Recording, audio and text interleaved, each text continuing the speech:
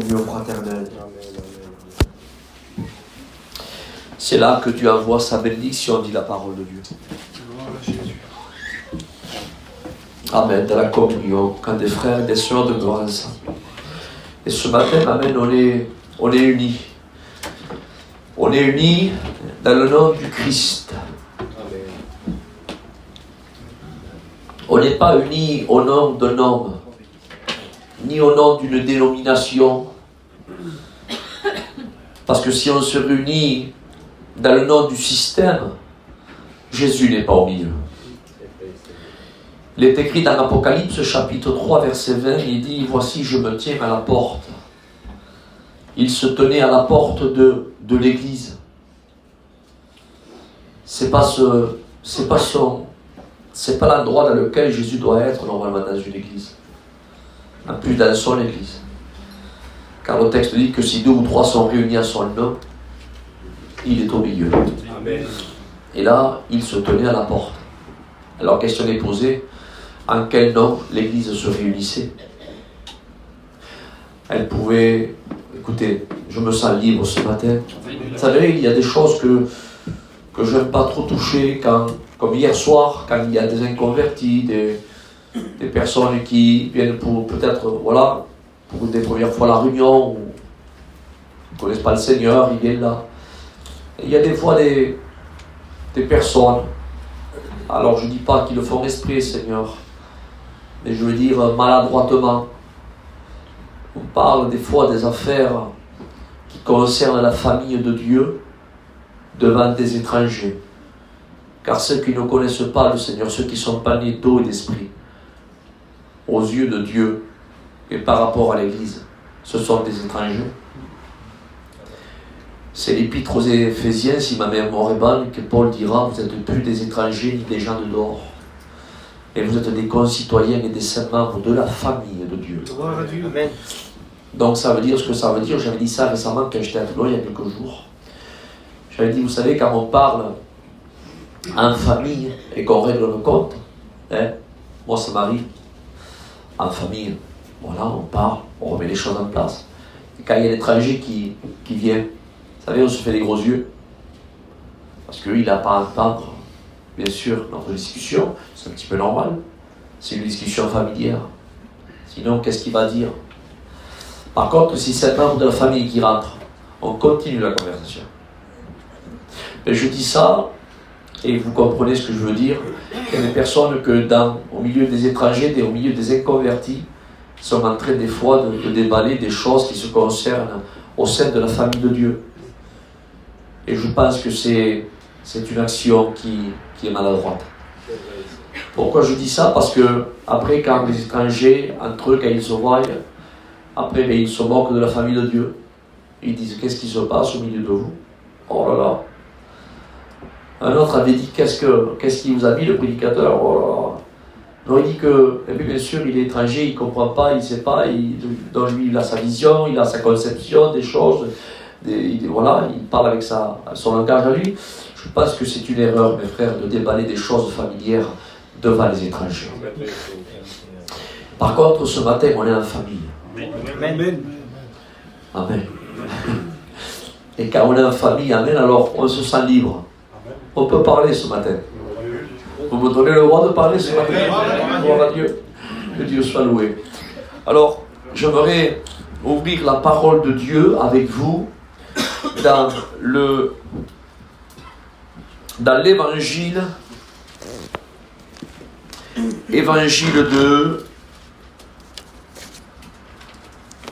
de Luc au chapitre 23 et au verset 6. J'aimerais faire de lecture et essayer de décortiquer cette histoire qui est merveilleuse. Luc chapitre 23 et verset 6. Entre parenthèses, avant de faire la lecture, je l'ai promis hier, et donc je me souviens. J'ai dit que je le ferai, donc je vous le dis, vous avez le bonjour du frère Alain, qui est de ma région, de l'Aquitaine. Alain, Albus. Amen, gloire à Dieu. Il m'a dit, Isaac, tu enverras le bonjour. Je me suis engagé auprès de lui, donc voilà, je me souviens, donc je le fais. Voilà, que Dieu soit loué. Voilà, je fais la lecture.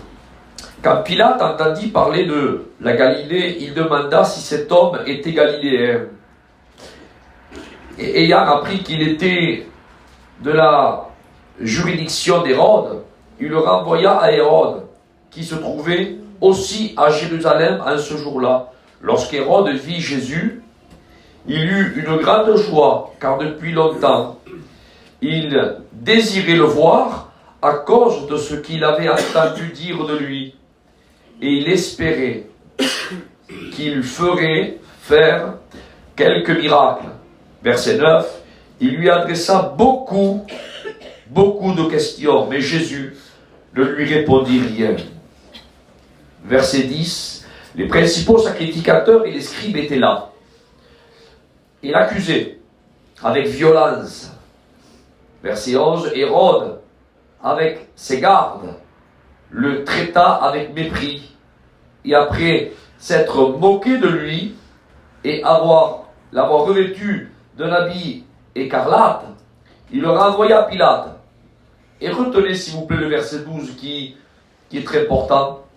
Ce jour même, Pilate et Hérode devinrent amis d'ennemis qu'ils étaient auparavant. Ce jour même, Hérode et Pilate devinrent amis d'ennemis qu'ils étaient auparavant. J'aimerais faire une deuxième lecture qu'il se trouve, c'est la même histoire mais racontée sous un autre angle. C'est au chapitre 27 de l'évangile de Matthieu et au verset 11. Jésus comparut devant le gouverneur. Et j'aimerais que vous reteniez ce mot, Jésus comparut devant le gouverneur. Il y a une version d'une Bible, que c'est une Bible espagnole, la Reina Valera, et il ne dit pas comparut devant, il dit il comparut debout. Et tu me diras, Isaac, c'est pareil, mais c'est pas pareil. Et j'aimerais vous l'expliquer tout à l'heure. Je continue la lecture. Jésus comparut devant ou debout le gouverneur. Le gouverneur l'interrogea à cet terme, es-tu le roi des Juifs? Il est question de Pilate. Jésus lui répondit, tu le dis. Mais il ne répondit rien aux accusations des principaux sacrificateurs et des anciens. Verset 13. Alors Pilate lui dit, n'entends-tu pas de combien de choses il t'accuse? Et Jésus ne lui donna de réponse sur aucune parole, ce qui l'étonna beaucoup le gouverneur. À chaque fête, le gouverneur avait coutume de relâcher un prisonnier, celui que demandait la foule. Et ils avaient alors un prisonnier fameux, nommé Barabbas. Comme ils étaient ensemble, Pilate leur dit, lequel voulez-vous que je vous relâche? Barabbas ou Jésus, qu'on appelle le Christ? Car ils avaient que c'était par envie qu'ils avaient livré Jésus. Pendant qu'il siégeait au tribunal, sa femme lui fit dire qu'il n'y ait rien entre toi et ce juste, car aujourd'hui, j'ai beaucoup souffert en songe à cause de lui. Les principaux sacrificateurs et les anciens persuadèrent, retenez s'il vous plaît le mot, persuadèrent la foule de demander Barabbas et de faire périr Jésus. Amen. Je n'ai pas à m'excuser pour la lecture qui est un petit peu longue. Elle mérite d'être lue parce que un homme de Dieu disait, il est plus sûr ce que je lis que ce que je dis. Sur ce que je dis, gloire à Dieu, mais ce que je lis, c'est plus sûr. C'est la parole de Dieu. Si vous voulez bien, on va couper nos fronts. On va prier le Seigneur.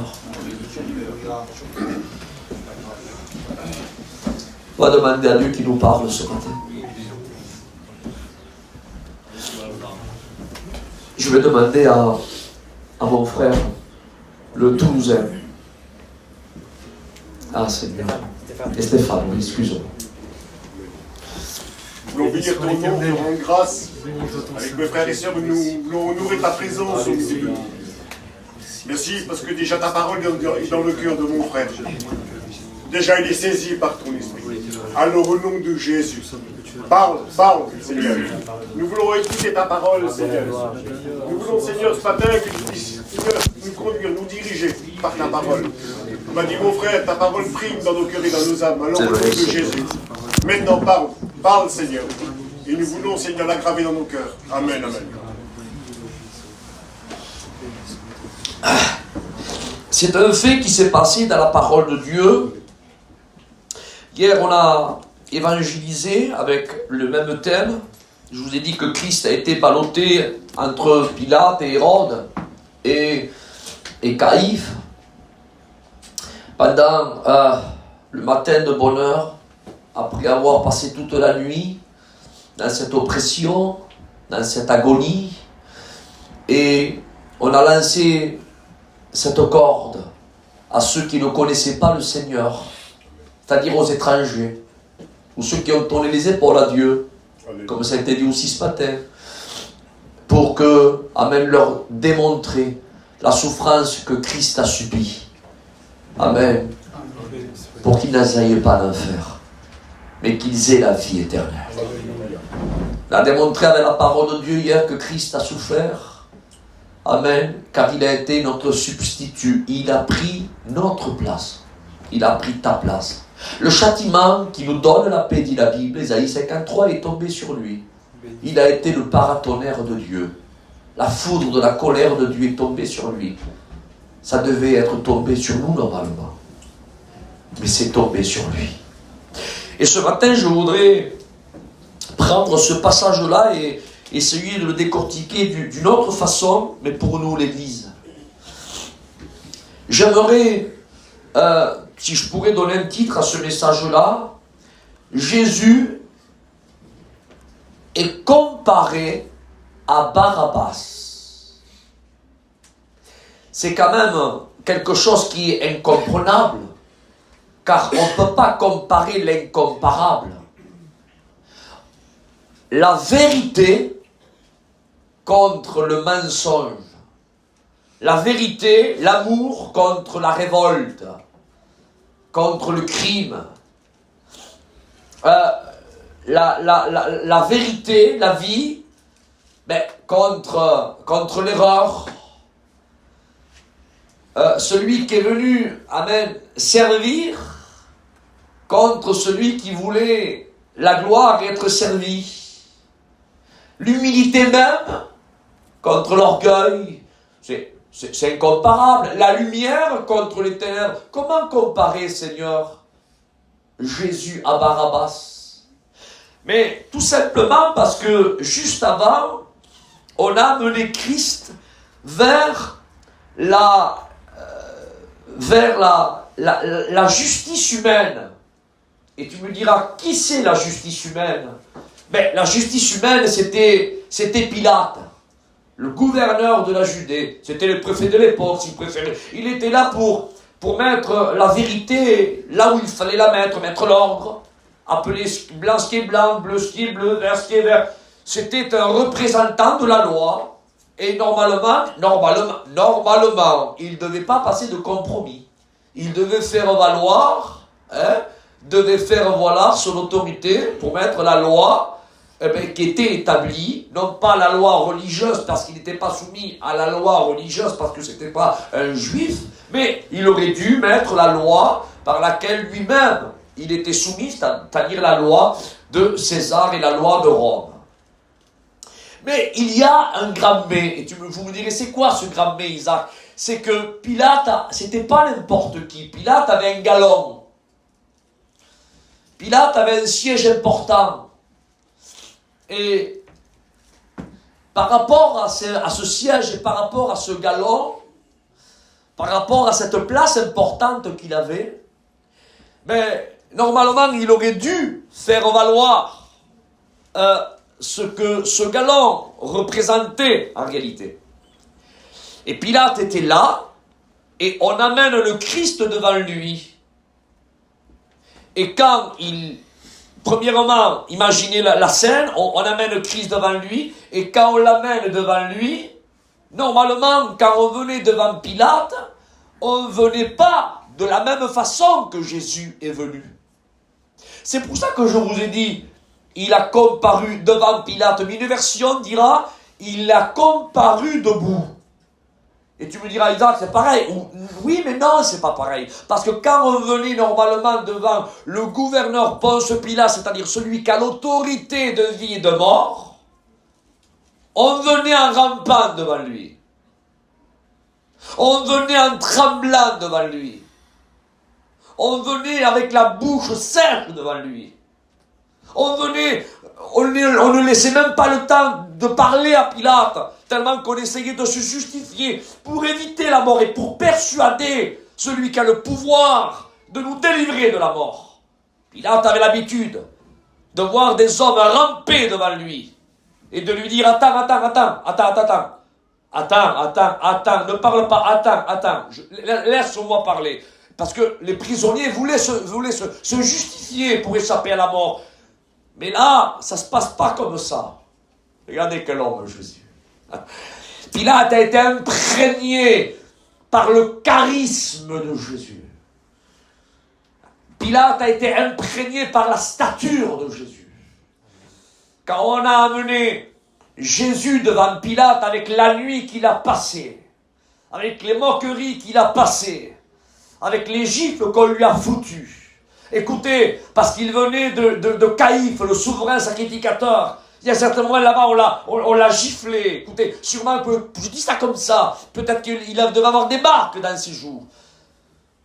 Mais avec tout ce que Jésus a passé, non, le normal, Pilate s'attendait à voir un homme venir à genoux devant lui, rampant devant lui. Mais Jésus, amen, est venu devant Pilate. Alléluia, debout. Amen. Quel homme, Jésus. Quel homme, le Christ. Amen. Il a comparu debout. Et Jésus ne lui a pas répondu. C'est Pilate qui lui a posé des questions. Normalement, c'était pas comme ça. Normalement, c'était Jésus un prisonnier, c'était lui normalement qui ouvrait la bouche premièrement pour essayer de trouver une sortie, une porte de sortie. Parce que c'était son ticket de sortie, le gouverneur qui était là. Mais Jésus ne cherchait pas une porte de sortie. Car le Fils de l'homme est venu, dit la Bible. Alléluia. Est venu servir et donner sa vie. Amen. Alléluia. Il ne cherchait pas, amen, à conserver ni à gagner sa vie. Amen. Mais il est venu. Alléluia. Il a dit à 12 ans. Il n'avait pas 33 ans. À 12 ans, il a dit, pourquoi me cherchez-vous? Ne savez-vous pas qu'il faut que je m'occupe des affaires de mon Père? Mais c'est quoi les affaires de son père? La question est posée. Quelles sont les affaires de son père? Si je pose la question, moi par exemple, à mes amis qui sont là, ils ont des garçons. Alors si je poserais la question à leurs garçons, je leur dirais, c'est quoi les affaires de votre père? Alors ils me diraient, il y a un chantier là-bas, il faut que je m'occupe de la peinture de là-bas, du mur là-bas, me peindre la façade extérieure, de m'occuper du terrain de mon père, parce que c'est les affaires de mon père. Mais si on pose la question à Jésus, mais Jésus, c'est quoi les affaires de ton père? T'es venu pour t'occuper des affaires de ton père. C'est quoi les affaires de ton père? Alors il va le dire. Il va dire, il y a un baptême que je dois être baptisé. Et permettez-moi de vous dire, je cite, amen, ce que nos professeurs nous ont enseigné. Il y a 4 baptêmes. Premier baptême, il y a le baptême de la régénération, le baptême en Christ, le baptême de la nouvelle naissance. Deuxième baptême, amen, il y a le baptême d'eau. Troisième baptême, il y a le baptême dans le Saint-Esprit. Amen. Et quatrième baptême, il y a le baptême de souffrance. Jésus parle, il dit, il y a un baptême que je dois être baptisé. Est-ce que c'est le baptême de la nouvelle naissance? Non, mes frères et sœurs. Il est la vie. Comprenez que je dis, la résurrection et la vie. Il n'avait pas besoin de ce baptême-là. Amen. Par contre, est-ce qu'il est question du baptême d'eau? Il a été baptisé par Jean le Baptiste. Il ne parlait pas de ce baptême-là. Est-ce qu'il parlait du baptême dans l'Esprit Saint? Jésus n'a pas été baptisé par le Saint-Esprit, malgré que la colombe, même malgré que le Saint-Esprit a pris forme corporelle. Il était le temple même. Écoutez, le temple même, c'était lui le temple même, amen. Et en lui résidait toute plénitude de Dieu. Donc, il ne parlait pas des 3 premiers baptêmes, amen. Mais il parlait, amen, du baptême de souffrance. Il dit, il y a un baptême que je dois être baptisé, et retenez s'il vous plaît, le mot continue, le texte continue, il dit, et cela me tarde de l'accomplir. Moi, cela me tardait de me baptiser, pas passer par le baptême d'eau. Cela me tardait. Quand je n'avais pas reçu le baptême dans le Saint-Esprit, cela me tardait d'être baptisé par le baptême du Saint-Esprit. Je vous dis sincèrement, il y a quelques années de ça, j'ai passé par un petit baptême, je dis un petit baptême de souffrance. Mais sincèrement, s'il faudrait le repasser, mais je vous dis devant Dieu que c'est vrai, je dirais, Seigneur, éloigne-le de moi. Je parlais avec mon cœur ce matin.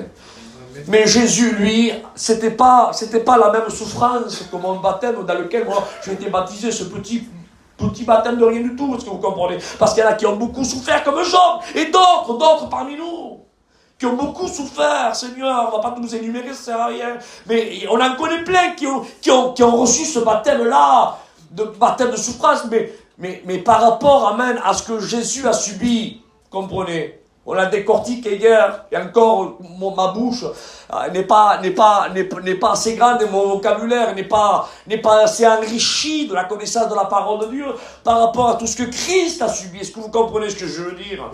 C'est un baptême de souffrance énorme. Normalement, un baptême comme ça, on doit faire tout pour l'éviter. Eh bien, lui, il dit, il y a un baptême que je dois être baptisé, il n'était pas encore, il dit, et cela me tarde de l'accomplir. Seigneur, comment cela te tarde? Ça te tarde de prendre des gifles, ça te tarde d'être craché au visage, ça te tarde de recevoir des coups de poing, ça te tarde de recevoir une couronne d'épines, ça te tarde d'être flagellé, ça te tarde d'être crucifié, ça te tarde d'être asphyxié, ça te tarde que ton côté soit transpercé, cela te tarde. Et Jésus, il pourrait nous répondre, il nous dirait, oui, cela me tarde. C'était s'occuper des affaires de son Père. C'était, alléluia, de mourir à la croix, amen, d'écraser la tête du serpent, amen, et d'accomplir la première prophétie de la Bible, Genèse 3,15, amen, et la postérité de la femme t'écrasera la tête, et ça s'est passé, amen, dans le calvaire du Golgotha.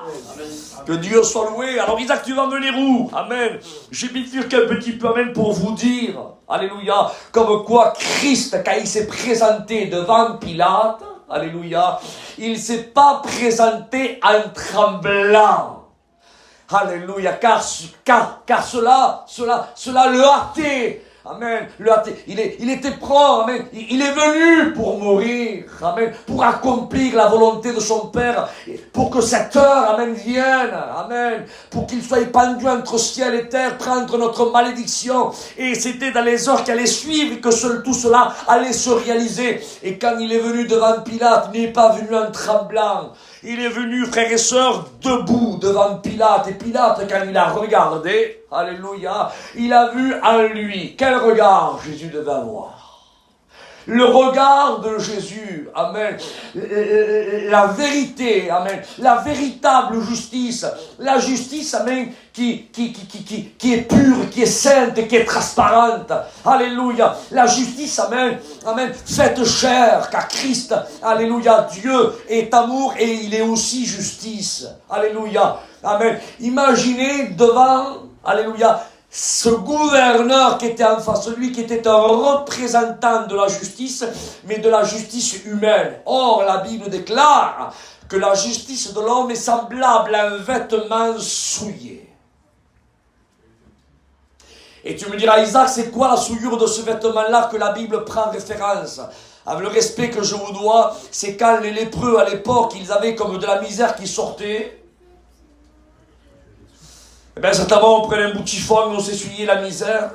Et quand la Bible parle, il dit que la justice de l'homme est semblable à un vêtement souillé, il faisait question à ces bouts de chiffon que ces lépreux prenaient pour enlever la misère de leurs plaies. C'était ça. Et permettez-moi de vous dire que la justice humaine, c'est pas moi qui le dis, c'est la Bible, est semblable à un vêtement souillés. C'est la vérité. Mais Christ est devant cette justice humaine. Il est là. Le Christ est là. Il paraît debout. Alléluia. Amen. Mais il ne demande pas clémence, il ne demande pas pardon, il n'essaye pas de se justifier malgré toutes les accusations qu'on est en train de l'accuser, à un tel point que Pilate est interpellé. Et il dit, ne réponds-tu rien? Parce que Pilate est habitué, lui, à voir des personnes qui essayent de se justifier. Mais il voit en lui, amen, il voit quelque chose qui... C'est la première fois qu'il voit un homme comme ça. Un homme serein. Un homme, alléluia, qui est debout. Un homme qui tremble pas. Un homme qui a une stature, qui a une prestance. Alléluia. Alléluia. Et quand il le voit, amen, il dit, mais ne réponds-tu rien devant les accusations qui sont en train de t'accuser? Et la Bible déclare que Jésus ne leur répondit pas un mot. Et Pilate est interpellé par rapport à ce qu'il voit. Il commence à le regarder, il dit, mais qu'as-tu fait? Il dit, les Juifs t'ont livré à moi. Il dit, es-tu le roi des Juifs?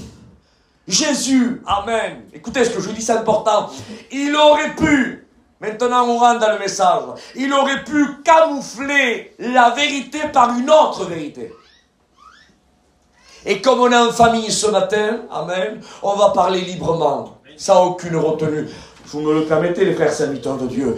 Il aurait pu camoufler la vérité avec une autre vérité. Il aurait pu dire, bon, écoute, Pilate, tu dis que je suis roi des Juifs, mais bon, t'as pas entendu parler de ça il y a à peu près 3 ans et demi. Le fils de Zacharie, d'Élisabeth, je me trouvais là-bas au Jourdain, juste en bas de Jéricho, et à un certain moment, je suis allé me faire baptiser par lui, et Jean-Baptiste a dit de moi, et il y avait plusieurs témoins, hein, tu peux les appeler. Il a dit de moi que j'étais l'agneau de Dieu qui est venu pour ôter le péché du monde. Il aurait pu répondre par une autre vérité. Tu dis que je suis roi, mais moi, je te dis pas que je suis pas roi. Je te dis pas que je suis roi. Mais pour éviter à te répondre, eh bien, je suis en train même de te dire une autre vérité, sans mentir. Et je vous pose une question, à toi qui est en face de moi, qui est chez moi. Est-ce que Jésus aurait menti s'il aurait dit à Pilate qu'il était l'agneau de Dieu? Il aurait dit la vérité.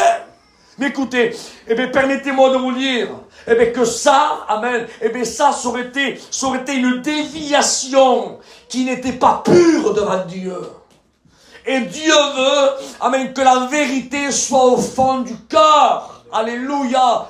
Et quand il y a une question, quand il y a un fait, amen, n'essayons pas de dévier, n'essayons pas de camoufler, amen, amen, une vérité par une autre vérité, n'essayons pas de dévier, n'essayons pas de... Non, parce que Dieu voit tout, l'œil de Dieu voit tout. Écoutez, frères et sœurs, on est des chrétiens, alléluia, on est des lettres lues, et le Saint-Esprit rend témoignage à notre esprit, comme quoi nous sommes des véritables enfants de Dieu.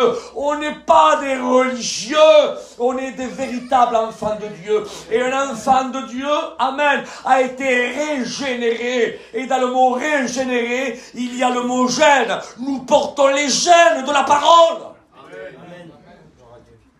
Amen. Amen. Amen.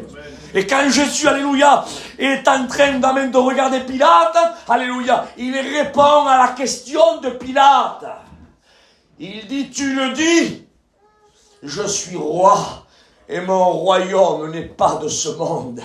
Il est en train, amen, de véhiculer un message aussi à Pilate. Pourquoi tu dis ça, Isaac?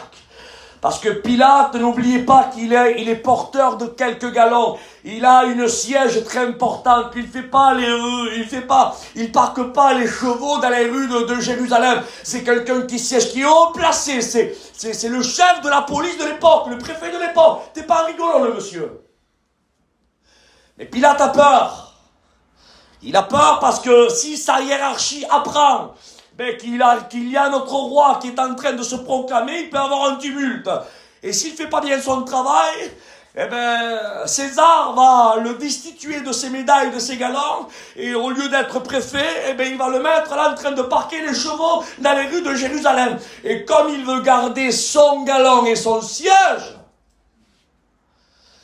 alors il lui pose la question, la question qui lui intéresse à lui, pour conserver sa place, il dit, es-tu roi? En quelques mots, tu viens t'affronter à notre nation? T'es un danger pour nous?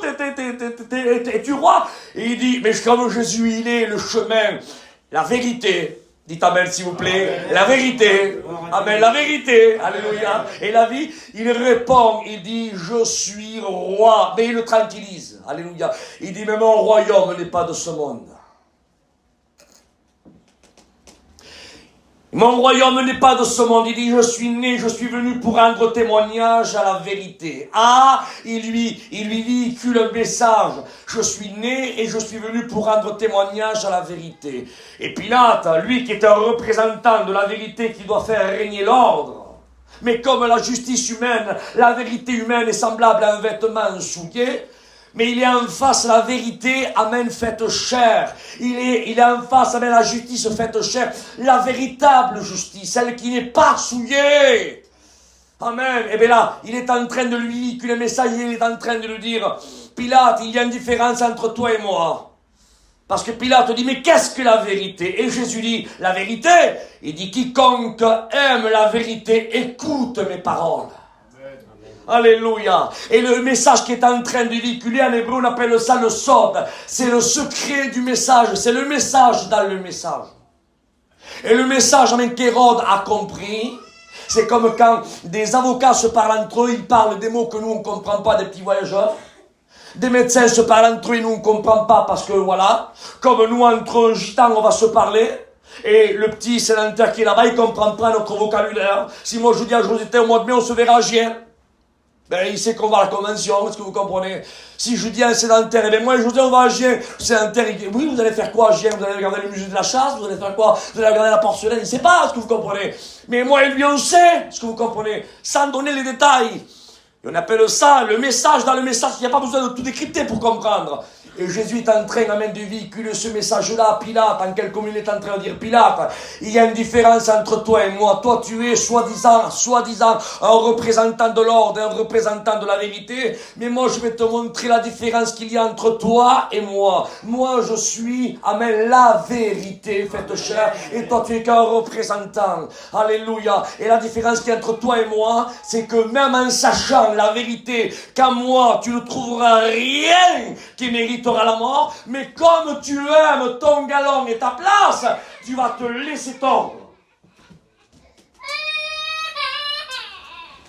Tu vas te laisser tordre. Ta place et ton galon va te faire fermer les yeux à la vérité. Ta place et ton siège, l'amour à ton galon, l'amour à ta place, l'amour aux honneurs que tu reçois, l'amour à ton siège. Quand tu passes tes monsieur Pilate, le gouverneur, et tu l'aimes tellement, t'aimes tellement ton poste, mais que normalement tu devrais faire valoir la vérité, mais par rapport à l'amour à ton poste, tu vas tordre la vérité, tandis que moi, la vérité, je ne la tords pas pour personne. Amen. Amen. Et tu me dis ça pourquoi, Isaac? Je vais venir à un point essentiel. Je veux vous dire, alléluia, frères et sœurs, amis, chrétiens, chrétiennes, alléluia, ne comparons pas ce qui n'est pas comparable. Amen. Alléluia. Il y a des fois, amen, où il y a devant nous, il y a la vérité, et il y a des fois la religiosité qui se compare. Il y a la familiarité qui est là. Et des fois, par amour à la familiarité, par amour des fois, et j'ose le dire parce qu'on est entre nous, par amour des fois à certaines places, à certains postes, ou à certains... Et bien des fois, frères et sœurs, on a tendance, je dis, on se met tous dans le sac et je juge personne. Dieu seul le sait, je fais le procès de personne. Mais que Dieu nous garde, frères et sœurs, de fermer les yeux à la vérité, par amour à un siège, par amour à une médaille, par amour à la majorité, par amour à la familiarité, par amour à une dénomination. Frères et sœurs, nous devons, alléluia, faire valoir la vérité. Il est écrit, et il est écrit. Amen. Alléluia. Mais malheureusement, il y a des personnes que devant la vérité, ils prennent la vérité, ils la crucifient. Et il relâche Barabbas tout en sachant que Barabbas, c'est un meurtrier. Il est dans l'erreur. C'est un révolteur, c'est un révolutionnaire. Et la vérité, pourtant, certaines personnes la voient. Mais malgré qu'ils la voient, ils essayent de la sauver, mais à certains moments, par amour à leur poste, par amour à leur candidaton, eh bien, ils crucifient la vérité. Et moi, je dis, frères et sœurs, alléluia, nous devons, au nom de Jésus, il ne faut pas que ça se produise. Ou alors, il ne faut pas que ça se reproduise. Je ne connais pas l'église. C'est mon cœur qui parle, comprenez, ce matin. Je connais des frères, même je ne connais pas. Il a été question, amen, du noir. Il est question, amen, d'une vie chrétienne au noir, des choses secrètes. Vous avez des jardins secrets. Moi, je ne connais pas. Comprenez ce que je dis. Mais au nom du Seigneur, il faut, frères et sœurs, alléluia, vivre pleinement dans la vérité. Amen. Laissez la vérité, amen, nous gouverner. La vérité, c'est la voie suprême, amen, qui est au-dessus des autres voies. La voie de la vérité, c'est une voie, j'avais dit ça récemment et je le dis. La voie de la vérité, c'est la voie de la théocratie. Amen. Tu comprends, mon frère, vous comprenez? La voie de la théocratie est complètement différente à la voie de la démocratie. La voie de la démocratie, c'est quoi? La démocratie, c'est quand la majorité l'emporte sur la minorité. Mais là, ça, c'est la voie de la démocratie. Mais le Dieu que nous avons, je veux un amen après ça, n'est pas un Dieu qui est démocrate. Ah, Seigneur, je veux le redire. Amen. Le Dieu que nous avons, le président Macron est un président démocrate.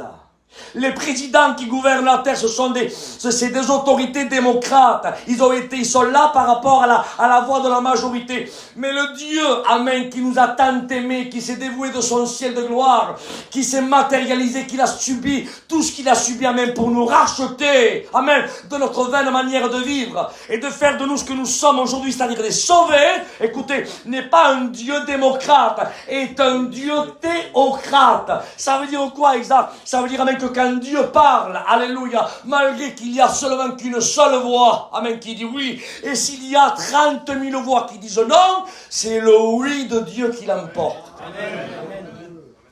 À Dieu soit la gloire.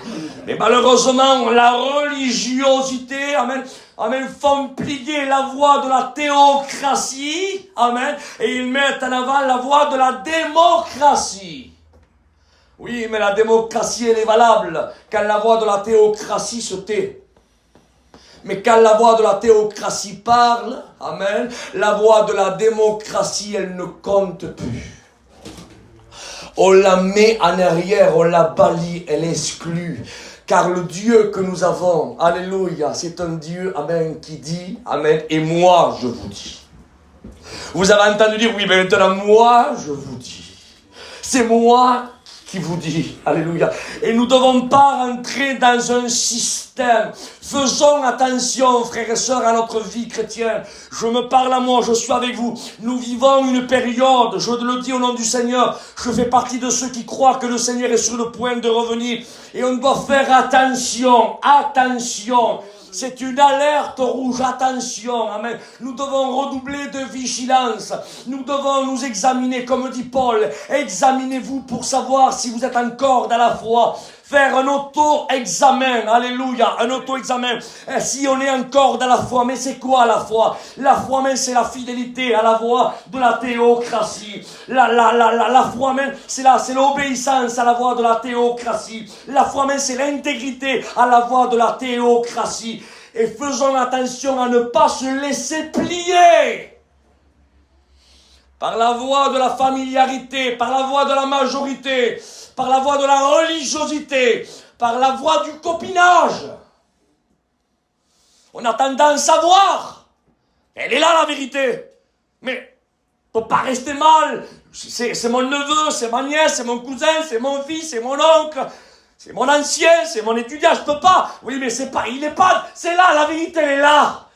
Et malheureusement, il y a des personnes qui se laissent tordre. Frères et sœurs, ne suivons pas le rythme d'un tel ou d'un tel. Amen. On a donné notre vie à Dieu. Amen. José l'a dit, il a donné sa jeunesse à Dieu. Amen. Et j'ai donné une petite partie de ma jeunesse à Dieu. Et je veux plaire, amen, à celui qui m'a enrôlé. Amen. Amen. Et les bons soldats ne s'embarrassent pas des affaires de la vie. S'il veut plaire à celui qui l'a enrôlé, frères et sœurs, amis, plaisons à Dieu. Amen. Amen. Dieu ne nous a pas demandé de se plaire mutuellement. Alléluia. Dieu nous a demandé de lui plaire à lui. Amen. Amen. Lui plaire à lui. Je prends un exemple qui est humain. Excusez-moi de dire ça, je me prends à moi. Mon épouse, amen, elle faut qu'elle me plaise à moi. Je lui demande pas qu'elle plaise aux autres. Je veux qu'elle me plaise à moi. Et je veux qu'elle, si elle peut s'habiller, amen, qu'elle mette les couleurs qui me plaisent à moi. Oui, mais ça plaît pas aux autres. Mais ça, la mode, c'est comme ça. Oui, mais j'aime pas ce mode-là, moi. Je préfère ça. Si elle m'aime, elle ne suivra pas la mode. Elle fera tout pour me plaire à moi. Vous comprenez ce que je veux dire? Amen. N'oubliez pas, frères et sœurs, que nous sommes sa fiancée, nous sommes sa bien-aimée. Amen. Amen. Alléluia. Et nous devons lui plaire à lui. Alléluia. Même qu'on ne plaise pas à Pierre, à Paul, à Jacques, c'est pas grave ça. Alléluia. On veut lui plaire à lui. Amen. Lui plaire à lui. Amen. Je veux, amen, que mon Christ me regarde. Alléluia. C'est mon désir qu'il me dise, amen, tu es belle, mon ami, tu es belle. Il n'y a point de défaut en toi, comme il est écrit dans les cantiques et des cantiques. Que Dieu soit loué, à Dieu soit la gloire. Alors, je reprends le fil. Malheureusement, il y a cet homme qui est là, qu'il s'est laissé plier. Plié par la majorité. Pourquoi tu dis ça, Isaac? Parce que le peuple criait à haute voix, les chefs religieux. Il disait, libère Barabbas. Pourtant Pilate le présente. Et il dit, je ne trouve en lui rien. Je fais un constat personnel. Je ne trouve en lui rien. Mais la majorité est en train de parler. Il lui dit, nous te demandons que tu crucifies Jésus, crucifie la vérité et relâche Barabbas. Pourtant Pilate savait que Barabbas, il méritait la mort. Et que Jésus... Amen, il n'y avait rien en lui qui mérite la mort. C'est même Pilate lui-même qui va le dire. Mais la voix de la majorité est là. Et la majorité est en train aussi de véhiculer un message à Pilate. Il dit, quiconque se fait roi, se met ennemi de César. Et nous avons comme un roi César. Ah! Ils lui mettent un petit peu de pression en disant, et dans ce mot-là, dans ce texte-là, ils sont en train de dire à Pilate, Pilate, méfie-toi ce que tu fais. Parce que sinon on va aller plus haut. Et celui qui a autorité sur toi, il va te destituer de ta place. Tu vas perdre ton poste. Et de ce poste que tu avais si honorable, eh ben tu vas parquer les chevaux à Jérusalem, tu vas faire la circulation de la route. Et tu seras plus aussi bien que tu es. Et Pilate, par amour à sa place, il s'est laissé tordre, il s'est laissé plier, tout en sachant la vérité. Écoutez ce que je dis, c'est pas un message qui va vous faire bondir de vos chaises. Je ne cherche pas d'ailleurs. Je veux plaire à Dieu. Si je fais 1200 km en train, en voiture, moitié train, moitié voiture, écoutez, ce n'est pas pour recevoir des applaudissements personnels. C'est pour glorifier celui qui m'a envoyé, amen, à vous colporter ce message-là. Et je veux rester bien avec Jésus. Avec Jésus et avec Jésus. Amen. Avec personne d'autre. Est-ce que vous comprenez? Alléluia. C'est un message, amen, que Dieu m'anime à vous apporter. Mais Isaac, mais tu nous fais un procès, je vous fais pas de procès. Comprenez ce que je vous dis, parce que peut-être, amen, on va vivre ces temps-là dans une semaine, dans un mois, dans 3 mois, dans 4 mois. Et comme dit les sages, il vaut mieux prévenir que guérir. Comprenez? Et si l'occasion un jour se présente, alors au nom du Seigneur, sois juste, ne tords pas la vérité. Parce que l'homme et la femme, nous sommes, écoutez-moi et je vous demande pardon, on est tellement injuste quand ça nous intéresse et on est tellement injuste aussi quand ça nous intéresse. Pourquoi tu dis ça, Isaac? Je vous donne vite fait l'exemple. Il y avait un jour une maman deux copines, et ils se sont pas vus depuis 25 ou je sais pas combien d'années, enfin ils se sont revus. Et l'histoire nous dit que quand ils sont revus, ils ont parlé un petit peu de leur passé, etc. Te rappelles ceci, te rappelles cela. Et à ce moment, ils se sont dit, alors qu'est-ce que tu es devenu, toi? Et l'une d'entre elles a dit, moi je suis pas marié. Il dit, toi? Il dit, moi je suis marié, j'ai un garçon et une fille. Ah, mais je trouve, il sait bien. Il dit, d'accord. Il dit, alors vas-y, parle-moi de ta fille. Il dit, ma fille, ma fille, à moi, elle est spéciale. Écoute, elle est tombée avec un mari extraordinaire. J'ai un gendre, et je sais même pas, c'est de l'or en barre, il est merveilleux. Mais comment il est mon gendre à moi? Mais écoute, je vais t'expliquer. Mon gendre à moi, écoute, c'est facile, le matin, il va travailler de 8h jusqu'à 3h, 4h de l'après-midi. C'est un petit garçon qui est vaillant. Et quand il vient plein de peinture, au lieu que ma fille, elle veut lui faire un petit repas, elle ne sait pas ce qu'elle lui fait. Parce qu'il lui dit, ma femme, tu fais rien, je vais prendre une petite douche vite fait, et on s'en va manger au restaurant. Et elle va l'amener au restaurant, et après du restaurant, ils vont au cinéma, et après, écoute, elle a une vie extraordinaire. Il amène tous les week-ends pratiquement là-bas, des petits restaurants là-bas, à Disney, là-bas, enfin bref, des voyages ceci, des voyages cela. Il dit, écoute, et en plus, pendant les 12 mois de l'année, tiens-toi bien, regarde le genre que j'ai. Pendant les 12 mois de l'année, 11 mois, pratiquement, il est avec moi. Il n'est jamais avec son père, j'ai toujours la petite avec moi. Je dis, Michto, je suis content pour toi. Il dit, et ton fils, parle-moi de ton fils. Il dit, ne parle pas de lui. Je dis, pourquoi? Il dit, je suis tombé sur une belle fille, c'est une carne. Ah bon, pourquoi? Il dit, parce que tu sais pas pourquoi. Il dit, regarde la demoiselle comment elle est. Hein. Il dit, mon fils, il va travailler de 8h jusqu'à 4h de l'après-midi.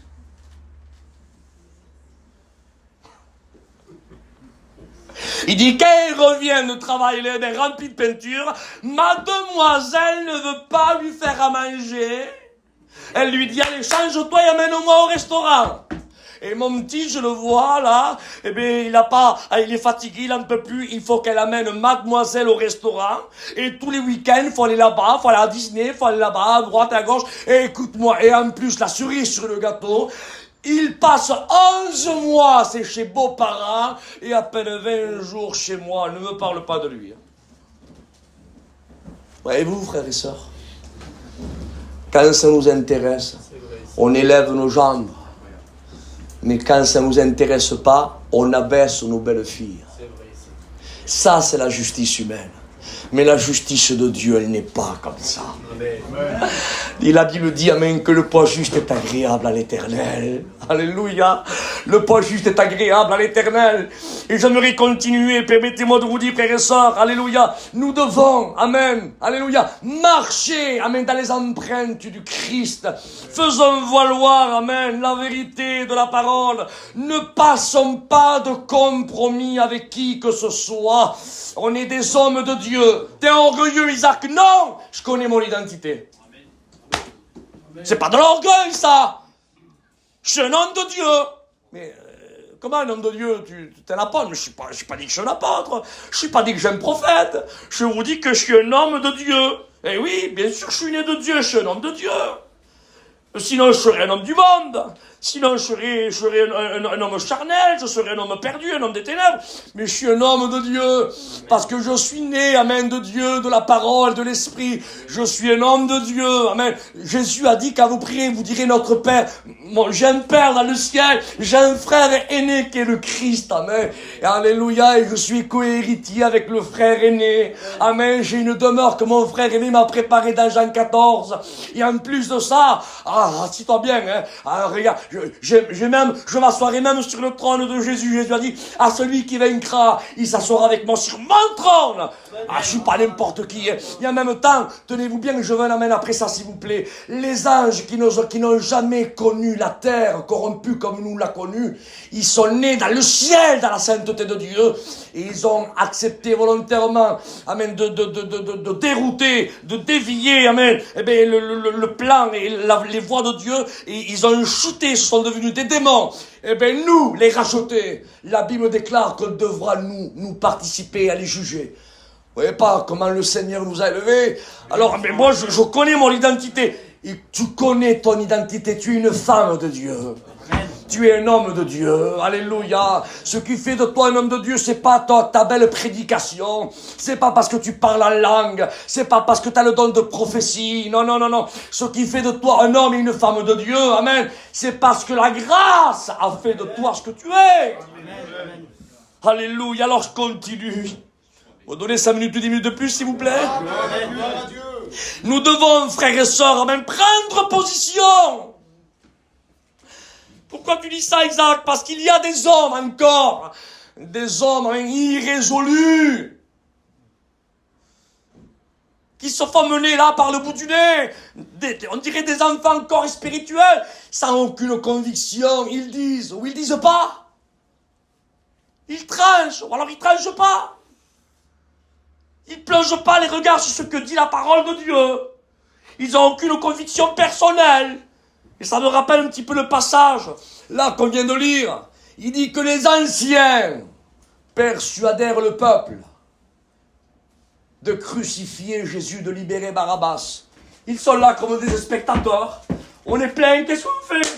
Il y a Jésus, il y a Barabbas. Moi, je crois bien qu'il faudrait relâcher Jésus, parce que, je sais pas, le Barabbas, on a entendu parler de lui que du négatif. Par contre, Jésus, on a entendu parler que du bien, parce que sa réputation parcourait les villes et les villages, frères et sœurs, ressusciter les morts, purifier les lépreux, donner la vie aux aveugles. Et attendez, c'était pas anodin, hein. Et on a entendu parler de lui. C'est lui qu'on devrait, je pense que c'est lui. Il y a les anciens qui parlent là-bas, qu'est-ce qu'ils disent? Qu'est-ce que disent les anciens là-bas? Et les anciens jaloux de Jésus. Dites-leur, qui crucifie la vérité, qui crucifie Jésus, qui relâche Barabbas. Que disent les anciens? Ah, mais si les anciens ont dit ça, on est soumis aux anciens. Oui, crucifie Jésus, libère Barabbas. Sans aucune conviction, ils suivent. Ce sont des moutons de Panurge. Ils suivent le groupe de la majorité sans aucune conviction personnelle. Au nom du Seigneur, frères et sœurs, alléluia, soyons des hommes résolus, des femmes résolues, des hommes et des femmes positionnés. Nous ne nous laissons pas berner par des sentiments humains. Ne nous laissons pas même endoctriner, frères et sœurs, par la religiosité. Ne nous laissons pas embarquer même par la majorité. Ne nous laissons pas, écoutez, modeler, écoutez, par la familiarité ou par... Non, non! Soyons amen biblique, il est écrit. Et la Bible déclare, amen, le Saint-Esprit vous conduira, amen, dans toute la vérité.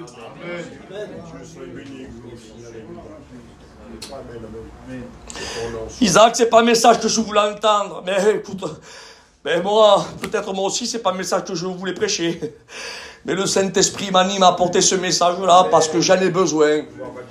T'en as besoin, Isaac? Oui, j'en ai besoin. Le Saint-Esprit est en train de me rappeler ce matin. Amen. Parce que la parole de Dieu a été boomerang, vous savez.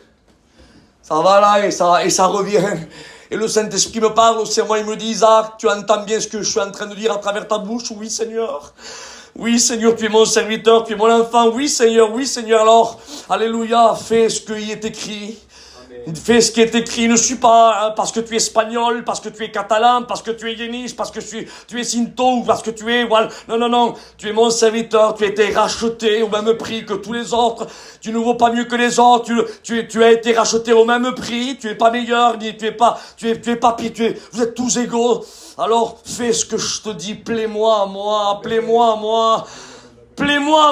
moi je dis oui Seigneur, je veux te plaire à toi Seigneur. Je veux te plaire à toi, Seigneur. Je veux pas chercher à bien prêcher, à décortiquer le grec, le latin, à chercher les applaudissements, à faire la revue de la mission, de notre mission à nous, non. Alors comme jette des couronnes de l'or. Je cherche pas ça, Seigneur. Je cherche à plaire à Dieu. À plaire à Dieu. Et je bug ce matin, à plaire à Dieu. Amen. Gloire à Dieu. Que Dieu nous aide, frères et sœurs, dans la période chaotique que nous sommes en train de vivre, dans ce temps apostate que nous sommes en train de vivre. Oui, l'apostasie est là. L'apostasie, c'est l'abandon de la foi, mais une des racines porteuses dans l'hébreu et le grec. Qu'est-ce que c'est? C'est l'abandon de la vérité, c'est tordre la vérité. C'est ça aussi l'apostasie et la foi. C'est dévier la vérité. Mais nous, frères et sœurs, nous faisons partie de ceux qui falsifient pas la vérité. Nous disons, frères et sœurs, il est écrit. Amen. Il est écrit. Et il est écrit. À Dieu soit la gloire ce matin. Je me rappelle de ce témoignage que notre ancien Jimmy avait dit. Il avait dit qu'un jour il avait été pris dans son propre piège, Seigneur. Il avait dit, un étudiant était venu vers lui, il dit, comment reconnaître qu'on est dans le plan de Dieu et que Dieu nous envoie quelque part? Alors il lui avait donné des critères, il dit, voilà, si tu corresponds à ceci, à cela et à cela, eh bien, ça veut dire que, écoute, c'est la volonté de Dieu. L'étudiant était reparti chez lui très content, voilà, il avait reçu son mot de Dieu. Et quelques minutes ou une demi-heure, un jour, quelques heures après, le téléphone a sonné, c'était Clément Lecossec qui dit, Jimmy, il dit, voilà, Jimmy, il faut que tu me remplaces. Aux États-Unis, il faut que tu ailles à ma place. Il dit, Seigneur, aux États-Unis? Vous voyez pas les heures d'avion, tout ça? Il dit, si, il faut que tu... Et là, le Saint-Esprit lui a repris, lui a rappelé ce qu'il lui avait dit à l'étudiant. Tu te rappelles ce que tu as dit à l'étudiant? Hein, les critères qu'il fallait remplir pour savoir si tu étais dans ma volonté? Eh bien, examiner les critères, voyez, si toi tu les remplis. Alors il disait, voyons, est-ce que j'ai les finances? Est-ce que j'ai le temps? Est-ce que je corresponds? Alors il correspondait, il avait les finances et il avait le temps. Il dit, Clément, il dit, j'y vais. Est-ce que vous comprenez ce que je veux dire? J'aimerais vous donner encore un autre exemple. Il y avait un jour, je l'ai entendu de sa propre bouche, ce que je suis en train de vous dire là. Il y avait dans les pays missionnaires, à un certain moment, il y avait une période qui était un petit peu dangereuse à y aller. Et la sagesse humaine aurait voulu que les missionnaires n'y allent pas. Mais il a envoyé, c'était à tour de rôle, chacun faisait une équipe, ils allaient par 2 ou 3, ils allaient, enfin bref, c'était au début pratiquement du réveil de l'action missionnaire, mais son fils, je crois que c'était Esaïe, ou Nicodème, un des deux, je ne me souviens pas très bien, ça tombait, c'était leur mois à eux, mais ça tombait en pleine période où ceux d'avant revenaient aussi, ils avaient été aussi en pleine période, et lui il avait dit d'y aller. Et là c'était son fils qu'il fallait qu'il aille. Mais les sentiments du père auraient bien voulu dire non, mais la justice de Dieu, la parole de Dieu, la transparence de Dieu, l'aveugle le prix, il a dit, t'as bien dit oui à l'autre là-bas. T'es pas ton fils, mais là c'est ton fils. Faut que tu dises oui aussi. Il a dit, mon fils, faut que tu y ailles toi aussi. Vous comprenez ce que je veux dire avec ça? Je veux dire avec ça, frère et soeur, qu'on ne doit pas se laisser modeler. On ne doit pas se laisser tordre. On est des représentants, amen. Nous sommes, amen, nés, amen, de la vérité. Alléluia! Nous sommes nés de la vérité, alléluia. Et on doit défendre la vérité. Qui que ce soit. On ne doit pas passer de compromis, on doit défendre la vérité. Et Pilate ne l'a pas fait, il s'est laissé tordre, Pilate. Jésus, non. Il ne s'est pas laissé tordre. Alléluia. Il est resté, amen, inflexible. Et même que les autres, écoutez ce que je dis ce matin, même que les autres ferment les yeux à la vérité, même que les autres, même que la majorité se laisse plier par la majorité. Nous, on ne doit pas se laisser plier par la majorité. On a une conviction personnelle. On est guidé, amen, par la voix de la théocratie, la voix de Dieu. Alléluia. Et la voix de l'Esprit qui nous parle. Et on a le droit de dire oui. On a le droit de dire non. Amen, quand c'est un étranger, mais même quand c'est notre fils, quand il faut dire non, il faut dire non. Vous comprenez ce que je dis? J'avais pris un jour cet exemple. J'ai mon oncle qui est parti auprès du Seigneur. En parlant de l'Espagne, ça a été le premier président de l'Espagne. C'était Clément Lecossec qui l'avait mis. Pour certains croyaient qu'il s'appelait Jaime. Tu as dû entendre parler de son nom, peut-être, José. Il est à Balaguer, la première église qui s'est ouverte de Philadelphia. Là où nos anciens sont allés, ils ont ouvert la porte avec Fattar et quelques... Voilà, il y avait aussi à l'époque, je crois qu'il y avait aussi Félix et d'autres frères aussi qui sont rentrés. Enfin bref. Et après, il y a mes oncles qui sont rentrés. Et quand ils sont rentrés, mes oncles, je fais partie de cette lignée. D'ailleurs, j'en suis fier parce que ils sont partie de ceux qui n'ont pas passé par l'école biblique parce que, comme il a dit si bien José hier, on fait partie, le peuple espagnol, pratiquement presque à quelques années près, pas grand-chose près, presque même du réveil. Et mes oncles, ils n'ont pas fait d'école biblique au chou.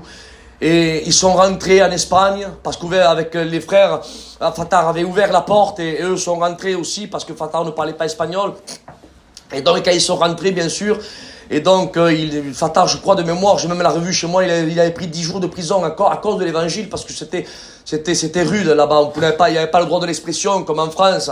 Et mon oncle Larry avec Clément Lecossec avait allé là-bas le libérer, intercéder parce que parce qu'avec les assemblées, enfin bref, Clément Lecossec avait le bras long et ils ont réussi à le sortir de prison. Et quand ils sont rentrés en Espagne, mon oncle est rentré là-bas et il est rentré, il n'a pas fait un va-et-vient Écoutez, il a eu vraiment l'œuvre à cœur. Quand il est rentré en Espagne, il est resté 7 ans sans revenir. Il est rentré, il est resté 7 ans sans revenir. Son frère, on l'appelait Castro. Ben Castro, comme moi, Isaac Castro, mais on l'appelait par son nom de famille. Il s'appelait Juan Castro, mais on l'appelait pas par son prénom, on l'appelait par son nom de famille, on l'appelait Castro. Et lui, il est rentré en Espagne, lui, il est plus revenu, il est mort là-bas.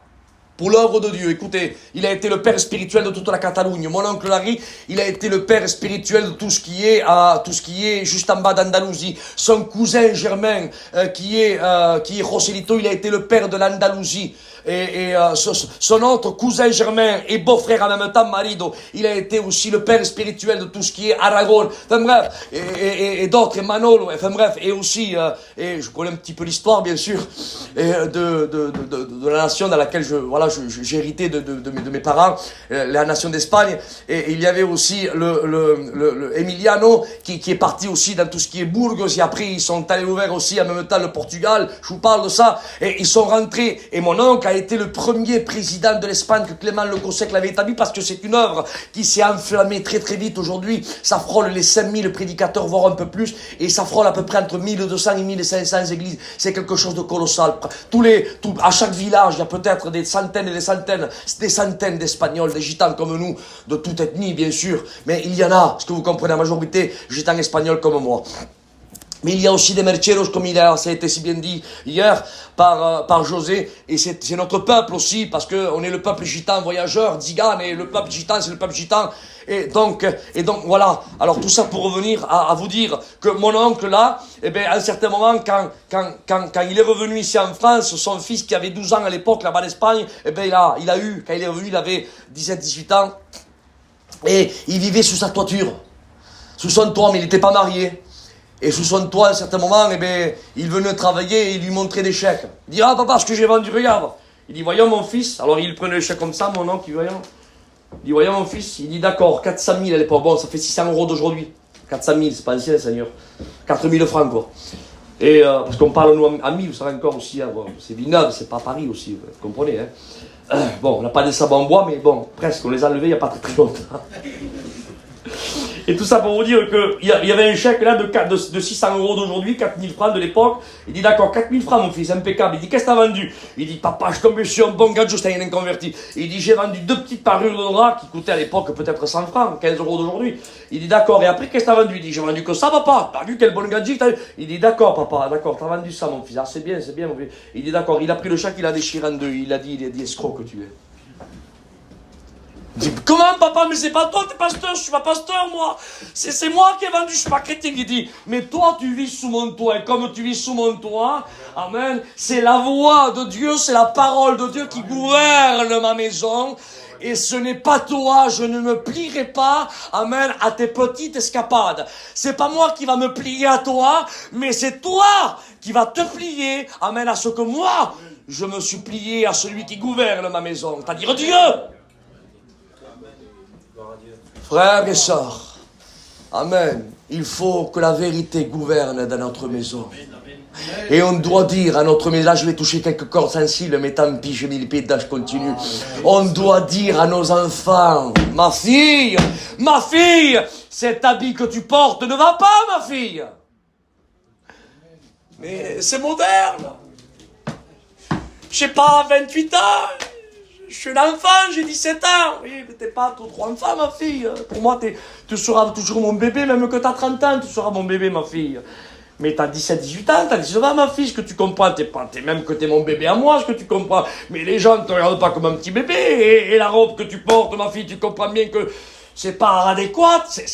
Tu suis la mode, mais ça va pas, ma fille. Est-ce que tu comprends ce que tu comprends sur voilà, excusez-moi de dire ça, mais voilà, je sais qu'il fait chaud, mais t'es pas un petit peu trop, je sais pas, il manque pas du tissu là sur les épaules, ou même pas un petit peu, je sais pas, tu la coûtes pas le ciseau, je sais pas qu'est-ce que t'as fait, qu'est-ce que il manque pas un petit bout de tissu quelque part, non, mais c'est bon, non, écoute ma fille, écoute, moi je suis un chrétien, je suis une chrétienne, alors tu vas m'enlever ça tout de suite, et même que ta fille elle part en pleurant, délivrant. Au nom du Seigneur, ne plie pas la vérité par des sentiments paternels ou maternels. Parce que tu payeras les conséquences de la faiblesse. Parce que l'amour sans la vérité, c'est de la faiblesse. Mais le véritable amour qui aime, qui garde, qui protège, amen, elle est dite, amen, par la vérité. Gloire à Dieu. Gloire à Dieu. On réessaye? Amen. Et on doit oser dire aussi, non pas aussi à nos filles, ah, mais disons-le aussi, Seigneur, je sais pas, même que vous me révitez pas, c'est pas grave, moi je parlais mon cœur ce matin, hein. On doit dire aussi à nos femmes, parce qu'aujourd'hui il y a certaines femmes qui ont 50 ans, 55 ans, voire 60 ans, qu'elles croient qu'elles ont 22 ans dans leur tête, hein. Excusez-moi mes sœurs, hein, je suis pas ici pour faire votre procès, parce qu'on va arriver après avec les hommes. Mais il faut, écoutez frères et sœurs, amis, au nom du Seigneur, il faut que les habits correspondent avec ton âge. Gloire à Dieu. Gloire à Dieu. Je vais le redire, je m'abaisse peut-être si vous voulez. Il faut que tes habits correspondent avec toi. Après, on s'étonne, on est en famille, il n'y a pas d'étrangers. On s'étonne, un tel, t'as vu, il devait monter aux études. T'as vu un tel, il a glissé. T'as vu quel mauvais serviteur de Dieu. Ah, je ne dis pas que non, parce que, bien sûr, il aurait dû se tenir à son poste. Oui, mais si toi aussi, tu t'aurais pas habillé de la façon que tu t'es habillé, t'aurais pas attiré non plus les regards. Excusez-moi d'être si franc, mais il faut, alléluia, il faut être équilibré. Il faut, frères et sœurs, que les sœurs s'habillent, amen, d'un habit décent, des habits, amen, qui correspondent, amen, à l'évangile. Non, mais, alléluia, mais, nous, on est à Paris, nous, on est là-bas, on n'est pas des arriérés. Écoutez, frères et mes sœurs, on peut s'habiller, amen, d'une façon très moderne, et apporter des habits corrects, des habits décents, des habits, amen, qui portent pas le regard. Mais tu veux plaire à qui? Gloire à Dieu. Amen. Gloire à Dieu. Amen. Mais je comprends pas, Seigneur. Tu veux plaire à qui? Mais je veux plaire, t'as vu, voilà, c'est moderne, je vais en ville, t'as vu, c'est beau. La gadji, t'as vu, là-bas, elle m'a dit, ah, elle est belle votre robe. Mais qu'est-ce que t'en as à faire que la gadji, elle te disait, elle est belle ta robe? Ou alors qu'au supermarché, on te dit, ah, vous avez, elle est belle. Mais moi, ce qui m'importe, amen, le premier point, c'est que je veux plaire à mon Dieu. Amen. Le deuxième, amen, qui vient juste après. Je veux plaire à mon mari. Ma femme, il faut qu'elle me plaise à moi. À moi. Et disons-le aussi maintenant, parce que j'ai parlé des sœurs, je ne vais pas trop non plus, je vais parler aussi des frères. Disons la vérité, ne falsifions pas la vérité, disons l'intégralité de la vérité. Quand on voit des frères, soi-disant frères, qui s'habillent d'une façon, je vous le jure devant Dieu, ils sont tellement serrés, je ne sais même pas comment ils arrivent à respirer. Je ne sais même pas. Moulé de partout. Alors aujourd'hui, il y a même des chrétiens, attention, hein, comme je vous disais avec le frère hier, aujourd'hui c'est salle de musculation, c'est le sauna, c'est piscine, etc. Mais mon frère, tu te prends pour un bachelor, tu te prends pour qui? Tu vas aller à l'île de la tentation, tu veux faire partie là-bas d'une émission de télévision, tu te coupes les cheveux comme... Mais je comprends pas, Seigneur. Mais t'es quoi? T'es pas une chrétienne, toi? Tu veux plaire à qui? Alors je comprends qu'il y a un équilibre. Comprenez ce que je dis? Quand le docteur vous dit, monsieur, vous êtes en surpoids, vous avez du diabète, avec les glycérine, monsieur, faites un petit peu de sport, faites un petit peu de la marche. Ou alors s'il pleut, il fait froid l'hiver, mettez-vous dans une salle parce que ça va de votre santé. Il faut être équilibré, allez-y. Comprenez mon langage. Mais quand vous voyez des personnes qui sont, c'est plus pour la santé. Non, c'est plus pour la santé. C'est parce qu'ils veulent attirer, ils veulent plaire. Ils veulent que les habits tombent bien sur eux. Ils veulent attirer les regards. Mais mon frère, t'es sûr que t'es un chrétien? T'es sûr que t'es un chrétien? Sincèrement, je le dis devant Dieu que c'est vrai. Nos anciens à nous, je vais pas toucher, voilà, pour blesser personne. Nos anciens à nous, nos conducteurs de notre mission, vous les voyez, vous, dans une salle de musculation, à eux? Vous les voyez, vous, avec je sais pas, d'une façon, des habits qui ne correspondent pas. Vous voyez leurs compagnes comme ça? Est-ce que vous les vu là, dans votre esprit? Faites une photographie. Est-ce que vous les imaginez comme ça? C'est ce que vous dites? Non, c'est pas possible. Alors, 1 an, et vous, oui. Je comprends pas. Alors, pourquoi vous, oui, et non? Mais ils sont bien, parce que eux, c'est pas pareil. Mais pourquoi c'est pas pareil? Ils ont été rachetés avec le même sang que vous. Amen, Dieu les a tant aimés à eux, par même niveau qu'à vous. Et à vous qu'à eux. Christ est donné pour eux, mais aussi pour vous. Ça a été le même sacrifice. Le sang qui a déversé à main dans leur cœur, dans leur âme et dans leur esprit pour les purifier de tout péché, c'est le même qui a déversé dans votre âme, votre esprit pour vous purifier de tout péché.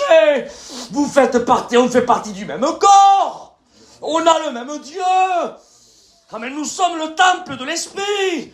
Frères et sœurs, il faut qu'on annonce la véracité de la vérité de la parole. Et après, alléluia, on s'étonne. Pourquoi il y a ceci? Pourquoi il y a cela? Pourquoi il n'y a plus ceci? Pourquoi il n'y a plus cela? Pourquoi il n'y a plus... Mes frères et sœurs, amen, revenons à la source, revenons, faisons un auto-examen de soi-même, examinez-vous vous-même pour savoir si vous êtes dans la foi. Au nom de Jésus, au nom du Seigneur, on doit, amen, être sur le pied de guerre. Amen. On doit prendre des résolutions personnelles. Je suis pas pasteur, mais t'es un enfant de Dieu, laisse le mot pasteur de côté, laisse le mot diacre de côté, laisse le mot diaconesse de côté, laisse le mot étudiant de côté, laisse le mot trésorier de côté. Il y a un titre, amen, que celui-ci ne se gagne pas par vote, ni par la voie de la démocratie.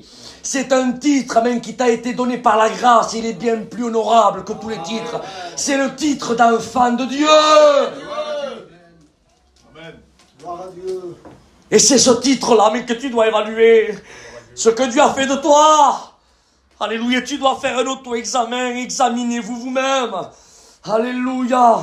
Et se mettre en pied de guerre. Et même qu'un tel ou un tel ou un tel ne vit pas le véritable évangile. Parce qu'aujourd'hui, certaines personnes, on les appelle, c'est comment on les appelle? On les appelle les extrémistes. On les appelle les... comment dire, Seigneur? On les appelle les fanatiques. Ah oui, parce que celui qui vit l'évangile, vous savez, voilà, qui... Ah, parce qu'il est fanatique, lui, d'accord. Et toi, t'es pas fanatique de ton travail, toi, non? Hein? Et t'es pas fanatique de la caravane d'astiquer du matin au soir, t'en gardes même les réunions. T'en fais même des crises de nerfs, tu fais même vivre ton foyer mal. T'es pas fanatique de ça, non? T'es pas fanatique, non, des petits restaurants, des petits là-bas, des petits chez-là. T'es pas fanatique des petits feuilletons, des revues qu'il y a aujourd'hui. Non, il y a l'épisode 36, il y a l'épisode... Ah, il y a le 37 qui sort là ce soir, il commence à 8h30. Il y a une réunion, mais tant pis, j'irai la prochaine fois. Faut pas que le Seigneur revienne à ce moment-là, hein. T'es pas fan, non, au nom de Jésus. Écoutez, parce qu'aujourd'hui, quelqu'un de perdu dans notre esprit, c'est quelqu'un qui se drogue avec une piqûre, là, ça y est. Quelqu'un qui se drogue, celui-là, il est perdu. Mais attention, frères et sœurs, Jésus dira, faites attention que ce jour ne vous surprenne. Il y avait 5 folles, elles ne fumaient pas, elles ne se droguaient pas. Écoutez ce que je dis, frères et sœurs, c'est la parole de Dieu.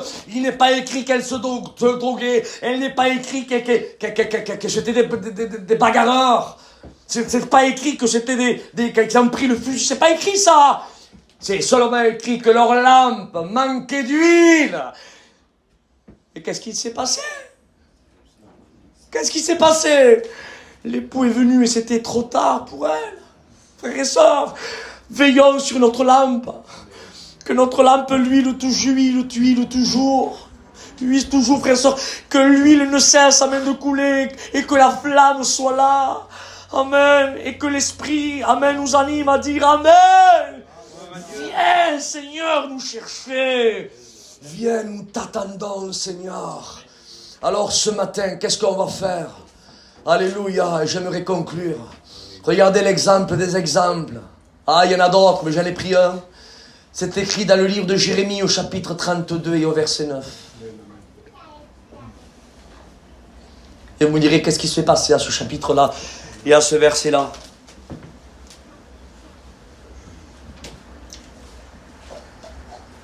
Jérémie, chapitre 32, verset 39. Jérémie était un prophète de l'Éternel. Un prophète qui n'était pas aimé par le roi Sédécias. Eh oui, parce que le message que colportait Jérémie allait à l'encontre de ce que Sédécias voulait écouter. Sédécias voulait écouter que des choses qui frappaient, qui faisaient du bien. Allô, oui. Et Jérémie n'était pas quelqu'un qui restait bien avec la couronne. Dites Amen, s'il vous plaît. Amen, gloire à Dieu. Amen. Il savait, Amen, en qui il avait cru. Il n'était pas quelqu'un qui passait aucun compromis et qui tordait, qui soldait la vérité. Et à un certain moment, Sédécias dit, Jérémie, il dit, on va te mettre en prison, je prends mes mots pour qu'on comprenne. On va te mettre en prison et on prend Jérémie, et on le met en prison. Et Sédécias, lui, il est libre. C'est le roi, il est libre. Jérémie est en prison, hein, en prison, hein. Sédécias est libre. Mais moi, je vous pose une question, et je sais que vous allez me répondre. Humainement parlant, je vous répète, hein, Jérémie est en prison. Le roi Sédécias était libre. Je te pose la question à toi, Zaro. Qui était en prison? Et qui était libre? C'est avec ta vision, ça. Maintenant, regardons avec la vision de Dieu. Celui qui était en prison, c'était Sédécias. Et le véritable libre, c'était Jérémie. Prenez-le bien, ce que je vais vous dire, car il vaut mieux être un prisonnier libre qu'un libre prisonnier. Je comprends maintenant pourquoi Paul et Silas en prison ils chantaient. Parce qu'ils étaient libres. Est-ce que tu comprends ça? Mais t'es en prison, t'es enchaîné. Mais nous, on n'est pas enchaînés, on est libres. Car le Fils de l'homme nous a franchis. On a connu la vérité et nous sommes réellement libres. Par contre, ceux qui nous ont mis en prison, c'est eux qui sont liés. C'est eux qui sont enchaînés. Par contre, nous, on est libres. Allez, chantons, Silas. Et ils chantaient à la gloire de Dieu. Amen, parce qu'ils étaient libres. Ah, frères et sœurs, l'apôtre Paul dit, je suis libre. Ah, Paul était libre aussi. Il dit de quoi? Il dit, je suis libre devant Dieu. Il dit de quoi? Il dit d'une bonne conscience. Amen. Car il y a des personnes qui sont libres, ils sont prisonniers de leur conscience. Car ils savent, on a été parlé du secret ce matin, au noir, car ils savent que dans des actions secrètes, dans leur travail, dans leur chez-soi, dans leur chez-soi, dans leur truc, ils font des choses qui n'est pas la gloire de Dieu. Alors ils font semblant, ils sont là, ils sont libres, ils viennent à la réunion, mais leur conscience, ils sont prisonniers. La vérité est prisonnière de leur conscience, et leur conscience témoigne contre eux, ça va pas. Ceux qui te voient à l'extérieur, dans une situation, ils te voient comme Sédécias, ils te voient libre. Mais en réalité, celui il a des yeux comme des flammes de feu, il regarde ta conscience, et il sait que ta conscience est prisonnière. Mais l'apôtre Paul parle, il dit, moi, il dit, je suis libre. D'une bonne conscience, il dit, devant Dieu, il dit, et devant les hommes. Ça veut dire que je peux te regarder dans les yeux, moi, Zaro. Le Saint-Esprit ne me reprend pas, j'ai aucune médisance sur toi. Je fais aucun complot sur toi. Je parle rien derrière ton dos sur toi. Le Saint-Esprit, amen, témoigne à mon esprit comme quoi, alléluia, ma vie spirituelle correspond. Est-ce que vous comprenez ce que je veux dire? Je suis libre quand je me mets devant Dieu. Mais malheureusement, il y a des personnes que quand ils se regardent entre eux, ils se regardent, et ils font un petit peu le regard. Ça se voit au regard, c'est bizarre, le regard trahit, et vous les voyez, ils sont, ça va mon frère, mais il y a quelque chose que, je sais pas, il n'y a pas bien, eh bien, il y a comme, c'est un symptôme comme quoi ils sont prisonniers à l'intérieur de leur conscience, parce que ça va pas. Comprenez ce que je vous dis, ça va pas. Alors il faut faire un auto-examen ce matin. Acceptons la vérité de la parole de Dieu. Et disons, Seigneur, ce matin, s'il faut demander pardon, demandons pardon. S'il faut se réconcilier, réconcilions-nous. Alléluia. J'ai levé ma main, je lui ai fait un bisou. Pardon, mon frère.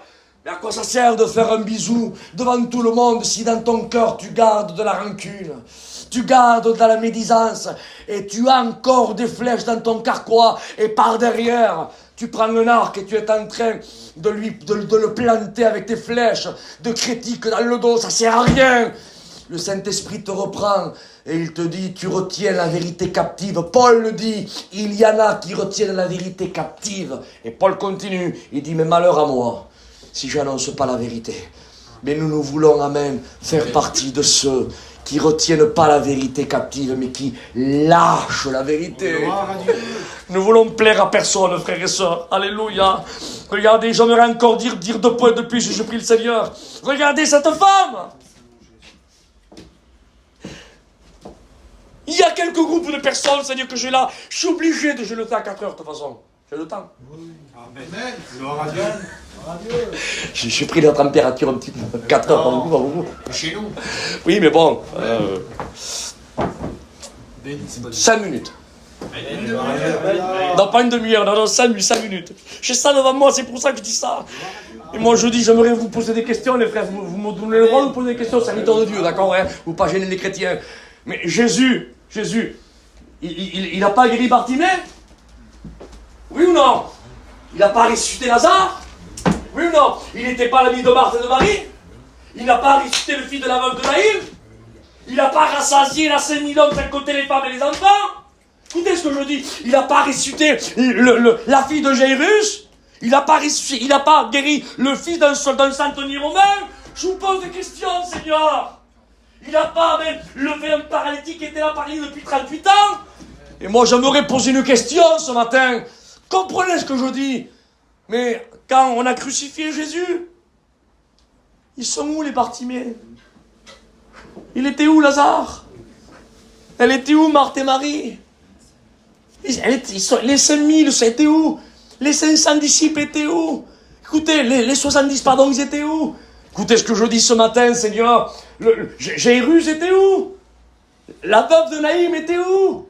Seigneur, mais ils sont où? Ils n'auraient pas pu parler. Ils n'auraient pas pu dire, eh non, on n'est pas d'accord, nous, hein. Non, c'est pas menteur, c'est pas meurtrier. Car moi, regarde, Jairus aurait pu dire, il a ressuscité ma fille. Le lépreux aurait pu dire, il m'a purifié de ma lèpre à moi. Lazare aurait pu venir, il aurait pu dire, j'étais mort depuis 4 jours, il m'a ressuscité. Mais ils n'auraient pas pu parler. Mais ils sont où, Seigneur? Ils sont où? J'aimerais leur dire, vous êtes où? Vous avez pris seulement que ce qui vous convenait de Jésus. Et après, vous l'avez laissé tomber au moment où il fallait le défendre. J'aimerais vous poser une question, moi, ce matin. Amen. On aurait pris seulement que ce qui nous convenait de Jésus, seulement que le salut. Et quand c'est le moment de défendre un frère, parce que défendre un frère, défendre une sœur, c'est défendre Jésus, c'est défendre la vérité. Amen. Amen. Et c'est pas se mettre dans un coin, fermer les yeux et dire, bon...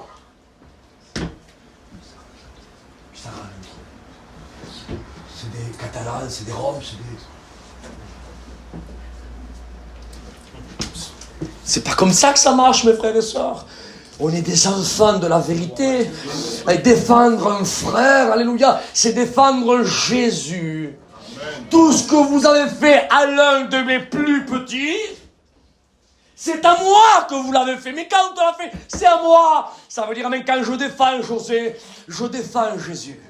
Quand je défends Nazaro, je défends Jésus. Quand je défends un Rome, je défends Jésus. Quand je défends un Catalan, je défends Jésus. Quand je défends là-bas le petit, je défends Jésus. Jésus, il est la vérité. Nous devons le défendre et pas faire l'autruche. Non, frères et sœurs, on ne fait pas partie de ceux qui soldent la vérité. Nous faisons partie de ceux, alléluia, la vérité elle a un prix. Amen. Et on l'affiche. Gloire à Dieu. Gloire à Dieu. Regardez le manque d'insensibilité. Je dis 2 points de plus, je prie le Seigneur. Regardez le manque d'insensibilité qu'il y a. Pas, Seigneur, je ne vais pas dire ici. On va dire en général, un petit peu là, un petit peu là-bas, un petit peu à droite et à gauche. Un petit peu ici peut-être, Seigneur. Je prêche pas au mur, le Seigneur. Comprenez? Ni aux chaises. Mon Jésus. Le Seigneur m'anime va pour prêcher aux chaises. Comme un jour un homme de Dieu, un homme de Dieu, oui. Allez, je tiens comme ça, parce qu'un prédicateur, c'est un homme de Dieu. Il avait dit, je le dis, mais pas pour ici. Alors ça, j'ai jamais compris ça, moi. Ça n'a pas de sens. Mais moi, je leur dis à ces hommes-là, mais si c'est pas pour ici, mon frère, ne le dis pas. Tu gaspilles de la salive vainement, mais tu le diras pour là où Dieu t'animera. Mais c'est pour ça que moi je dis, si Dieu m'anime de le dire ici, c'est parce que peut-être il y en a un ou une ici. Sinon je ne le dirai pas. Et qu'est-ce que tu veux dire, Isaac? Il y a des personnes soi-disant, amen, qui sont enfants de Dieu, chrétiennes, qui prennent le culte. avec leur foulard ou avec leur Bible à la main, ou la cravate comme moi ce matin. Ah, vous le voyez physiquement, c'est spécial. Mais il y a un manque d'insensibilité. Et là, il y a une païenne qui nous donne une leçon, mais alors, quelle lâche, Seigneur, quelle lâche. Il y a une païenne qui est là, la femme de Pilate, qu'elle fait dire à son mari, dites à mon mari qu'il n'y ait rien entre lui, c'est juste, j'ai souffert toute la nuit à cause de lui, qu'il n'y ait rien. Une païenne le défend, Seigneur. Quelqu'un qui n'a pas une rencontre avec lui, Jésus lui a fait aucune guérison particulière à elle, et elle est sensible à ce que ce juste est en train de subir. Et tous ceux qui ont reçu, amen, le bénéfice de ce juste n'étaient pas là. Et moi j'aimerais dire que parmi nous, il y a des personnes qui voient des choses et ils sont insensibles à l'injustice. Ils sont insensibles aux larmes de quelques-uns ou de quelques-unes. Et il y a des inconvertis qui sont sensibles, mes frères et sœurs. Des inconvertis qui sont là, ils viennent avec leur tabac, avec leur petit apéro, ils sont là, ils disent, il est arrivé ça, mais putain, moi dans mon voiture, je t'amène à l'hôpital, c'est ça, pas possible, j'ai pas trop de sous, mais tiens, on va partager, c'est pour toi, ils sont sensibles, en plus, je te passe à mon petit frère, Seigneur, je peux t'aider avec toi, et juste à côté de toi, il y avait une chrétienne, elle passe l'hiver avec toi à côté et juste là-bas en face, il y a un prédicateur, là-bas, il y a l'étudiant, il y a longtemps que t'es comme ça, mais il y a 8 mois, Seigneur, excuse-moi, je ne savais pas, sinon je t'aurais dit, pourquoi t'es pas venu? Et parce que je ne croyais pas que tu allais m'aider. Je suis étonné même que tu m'aides, parce que... Mais ça veut dire quoi? Ça veut dire qu'il y a une païenne qui donne une leçon à ceux que normalement ils auraient dû avoir une réaction. Au nom de Jésus, soyons sensibles, mes frères et sœurs. Soyons sensibles à la parole de Dieu. Je dis ceci et je prie le Seigneur. Regardez Jérémie, l'exemple. Chapitre 32, verset 9. Il a vécu dans une période qu'il savait. Alors là, je vous pose encore une autre question. Parce qu'aujourd'hui, les gitans ne s'intéressent plus seulement combien coûte le poids de la ferraille. Maintenant, le gitan sait combien coûte le gramme de l'or, le prix de la terre, si elle est agricole, si elle est constructible, si elle est en agglomération, en dehors de l'agglomération, si elle est à quelle distance, quel pays, là ça vaut tant. Aujourd'hui, bon voilà. Et tant mieux qu'on ait évolué. J'aimerais vous poser une question dans ce domaine-là. Je ne sais pas combien ça coûte, mettons, au mètre carré par exemple, d'accord, mettons ici un terrain constructible. Ça vaut combien? Je ne sais pas, moi je ne connais pas. Moi je connais combien ça vaut là-bas chez moi. Alors, je dis une bêtise, allez, mettons, ça vaut peut-être un terrain de 1000 mètres ici, quand je dis, ça vaut peut-être 150 000 euros, 200 000 euros, je sais pas, je dis une bêtise. Plus que ça, hein, José. 300, 400, je sais pas. Oui, ouais, on va dire, allez, mettons 400 000 euros. 400 000 euros, 1000 mètres de terrain, à peu près par ici, constructible. 400 000 euros. Ah, c'est bien. Mais parce que la France, aujourd'hui, elle est dans une position généreuse, tout va bien, il n'y a pas de guerre, il n'y a rien. Mais imaginez maintenant que la même terre là, d'accord, on l'achète dans les années entre 39 et 44, en pleine guerre, la Seconde Guerre mondiale, où tout est cassé, tout est chaotique, où il y a l'ennemi qui est venu investir le pays de la France, où il y a pratiquement des morts de partout, excusez-moi de dire d'employer ces mots. Et est-ce que vous croyez qu'il y a 70 ans de ça en arrière, est-ce que vous croyez que le terrain qui vaut 400 000 euros aujourd'hui, est-ce que vous croyez qu'à l'époque de la guerre, il coûtait le même prix, Joseph? Il valait rien. Pour quelle raison?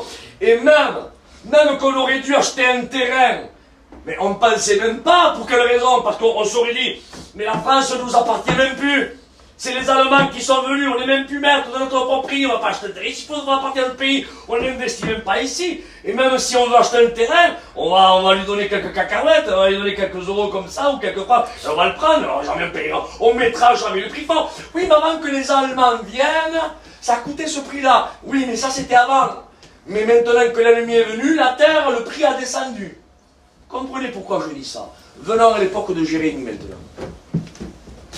Jérémie, Jérusalem et Israël est gouverné par les Israélites.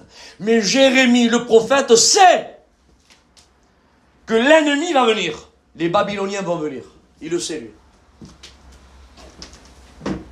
Et il doit acheter un terrain. C'est écrit dans le chapitre 32, verset 9. Il doit acheter un terrain. Si tu ne sais pas que l'ennemi vient, ben, je me suis fait berner, je me fais avoir. J'ai acheté un terrain qui, je croyais qu'il valait tant, en réalité, t'imagines, j'ai donné un prix qui il valait chi.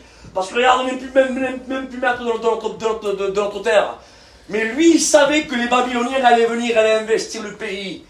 Il aurait dû marchander à un membre de sa famille, parce qu'il avait le droit de rachat. Il aurait dû dire à sa famille, écoute, tu me vends ton terrain, mais moi je suis un prophète.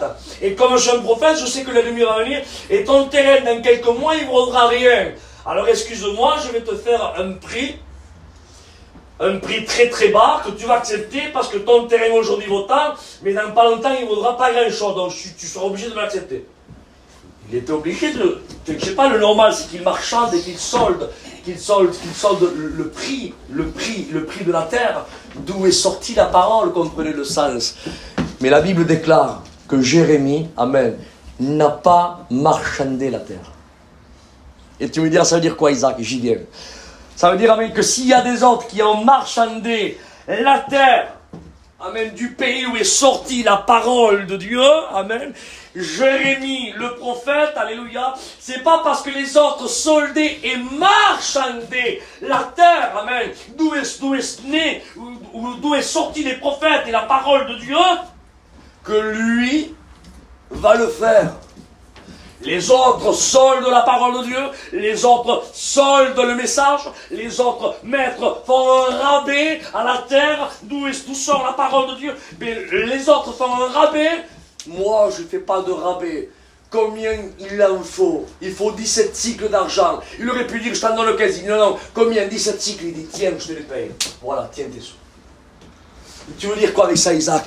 Je veux dire avec ça, mais ne regardons pas aux autres s'ils soldent leur vie chrétienne.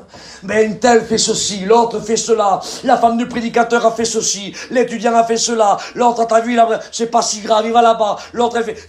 Mais c'est pas grave, si eux veulent solder, qui soldent, alléluia. Mais nous, amen, nous sommes des hommes et des femmes résolus, alléluia.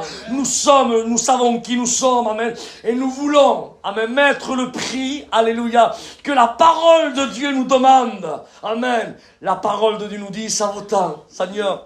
Ça vaut tant. Alléluia. Alléluia. On ne solde pas la vérité de la parole. On ne solde pas la Bible. On ne solde pas la voie de la théocratie. C'est pour cela même qu'on dira, on continue à dire, amen, comme nos anciens ont dit auparavant. Il est écrit, avant il disait, aujourd'hui on doit continuer, on est en 2026, tant pis. On continue à dire, il est écrit. Et si Dieu tarde à venir, amen, même avec une canne à la main, malvoyant, alléluia, même qu'on sera peut-être exclu, rejeté, mais on continuera à dire, il est écrit. Amen. On ferme nos yeux. Et on prie le Seigneur. Notre Père et notre Dieu, te remercions pour ta parole, Seigneur. Elle est la vérité. Nous aimons la vérité, Seigneur. Parce que la vérité, ce n'est pas quelque chose. La vérité, c'est quelqu'un. Et ce quelqu'un, c'est Jésus. T'aimons Jésus. T'aimons le Seigneur. Avant tout, Seigneur, je veux être honnête. Et je veux avoir un cœur transparent devant toi.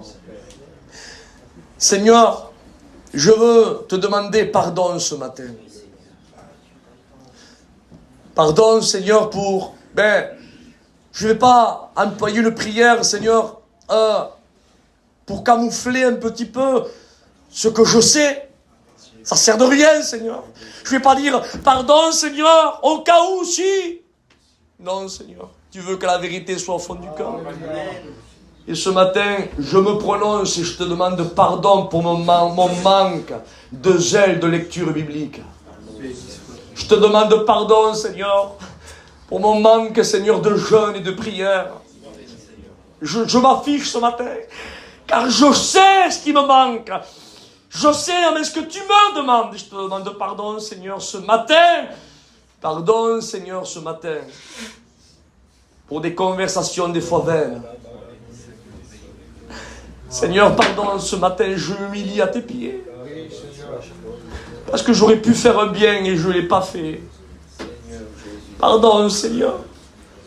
Pour avoir, Seigneur, ce poids de l'œuvre, de l'action missionnaire de ces hommes de Dieu qui franchissent les frontières. Pardon, de ne pas les aider assez. Je m'affiche ce matin. Pardon, Seigneur, de ne pas aider, Seigneur, financièrement aussi les aumôniers. Pardon, Seigneur, d'avoir fait la sourde oreille. Et je me prononce ce matin, tant pis pour les candidateurs, d'avoir fait la sourde oreille. J'aurais pu défendre un frère dans la vérité. Et ce matin, Seigneur, je te demande pardon. Car c'est devant le Saint-Esprit, devant le Père et devant le Christ que je me présente. Et je veux, Seigneur, avoir une conscience libre devant Dieu et devant les hommes. Mais ce matin, Seigneur, tu n'es pas ici pour faire un autoprocès. Mais tu es ici, alléluia, pour nous rendre meilleurs, pour nous prévenir, pour guérir nos plaies, Seigneur. Seigneur, nous voulons te plaire à toi, Seigneur. Merci pour l'Église, que tu bénis, que tu fortifies. Merci pour tes prédicateurs, mes frères, dans la foi, qui travaillent dans le même champ. Merci pour nos anciens, Seigneur. Merci pour nos sœurs. Merci pour les femmes des prédicateurs qui les aident dans ce merveilleux travail. Merci pour les étudiants, les futurs étudiants, les diacres et diaconesses. Merci pour le trésorier. Merci pour cette œuvre que tu as plantée ici, Seigneur. Je sais, Seigneur, par la foi, Seigneur, qu'on rajoutera des algécos. Je sais, Seigneur, que cette œuvre, tu vas la faire prospérer. Tu vas rajouter des âmes, toi. Tu vas rajouter, Seigneur. C'est toi qui rajoutes à l'Église ceux qui sont sauvés. Seigneur, que le Saint-Esprit nous conduise dans toute la vérité. Bénis, Seigneur, notre mission. Bénis, Seigneur, le conseil de direction. Bénis, Seigneur, notre président que tu as établi, Père. Bénis, Seigneur, nos frères et nos sœurs. Bénis, Seigneur, tous les postes que nos frères ont, Seigneur, pour la gloire de ton Saint-Nom. Aide-les, parle-les, Seigneur. Remplis-les de ton esprit. Et que ta volonté se fasse dans le ciel comme sur la terre. Merci, Seigneur, de m'avoir permis de m'avoir passé ces 2 jours avec mes frères. Merci, merci, merci. Merci, Seigneur, pour cet honneur que tu m'as fait d'être ici. Merci, Père. À toi la gloire ce matin. Que Dieu vous bénisse. J'aimerais rajouter ceci. Je vous demande pardon si j'ai blessé quelqu'un dans une parole, peut-être, mais je vous le jure devant Dieu que c'est vrai. Mon but, c'était de blesser personne. Bien au contraire, tout but de tout serviteur de Dieu, c'est de faire du bien, c'est de bénir les chrétiens, c'est de prévenir, d'avertir, de dévoiler, mais toujours pour le bénéfice, amen, des âmes et pour la gloire de Dieu. Voilà l'esprit, amen, qui nous anime à prêcher la parole de Dieu. Je vous aime à tous, mes frères et mes sœurs. Vous êtes mes frères et mes sœurs, nous sommes une famille. Christ nous a aimés ensemble. Amen, il nous a sauvés ensemble. Alléluia, il nous a réunis ensemble. Et il viendra nous chercher ensemble. Que Dieu vous bénisse. Prions le Seigneur.